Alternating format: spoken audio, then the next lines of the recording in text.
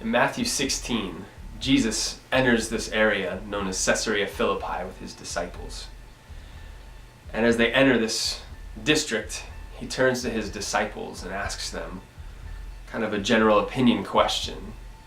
Who do people say that the Son of Man is? The disciples give him the general opinion response.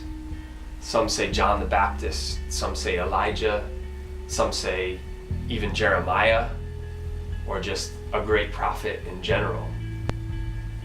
That's the general consensus about Jesus. But then he asks them the question, who do you say that I am? It's a question that people have wrestled with for hundreds and thousands of years. Traditionally, there's been about 4 responses. One is that Jesus was a lunatic, that he was crazy and the things he taught were insane and didn't make sense. He's a liar, he knew what he was saying and was intentionally deceiving people and fabricating miracles and those kinds of things. More recently, people are saying that Jesus is just a legend. He's a mythical character that maybe did exist, but most aspects of his life are embellished. But then Peter, speaking on behalf of the rest of the disciples, declares that Jesus is Lord. He says, "You are the Messiah, the Son of the living God." It's the question we must all answer. Who do you say that Jesus is?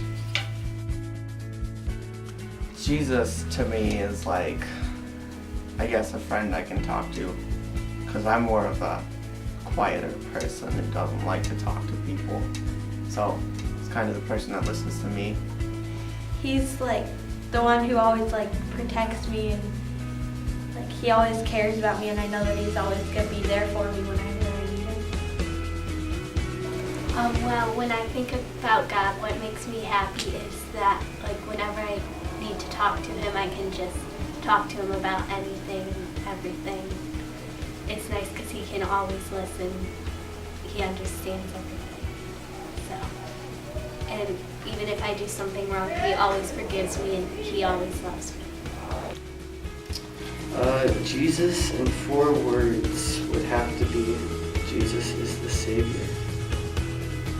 I've never really felt like, Jesus cared for me, because a lot of times I'll get very furious with Jesus. In fact, like if something doesn't go my way, say we'll lose my soccer game, my thinking pattern is, oh, Jesus, that's your fault. That's you. I did something bad, and now you're biting me in the butt by making me lose my soccer game. But that just happened to be not the case at all. But so I find that Jesus does love me, and a lot of times I would always think, gosh, God, why do you hate me? And I just think that over and over again. But now going through the confirmation class, I see who he really is and how much he loves me. Well, there's a whole new meaning to what Jesus is to me now after this past few weeks. One big one is that Jesus is my self-control, and he's the force that keeps me from doing evil in life. So pretty much, yeah.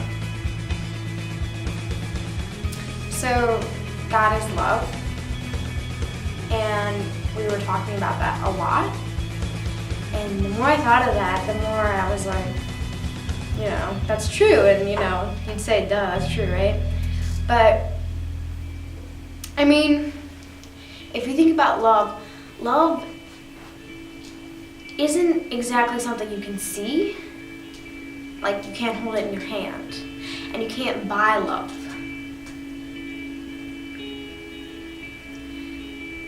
But yet, it's tangible, because God can give you that. And so when I think of God, I think of love, the unconditional love that he gives you. The thing that we should really be focusing on is Jesus, because he is basically the Word, the light, the truth, and he embodies all the things that we should really be thinking about as people. Like even just completely disregarding the whole religion aspect, it's just Jesus is the most important thing. God is love. His my self-control. I guess a friend I can talk to. The Word, the light, and truth.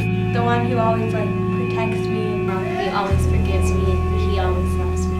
The most important thing. The Savior. I see who he really is.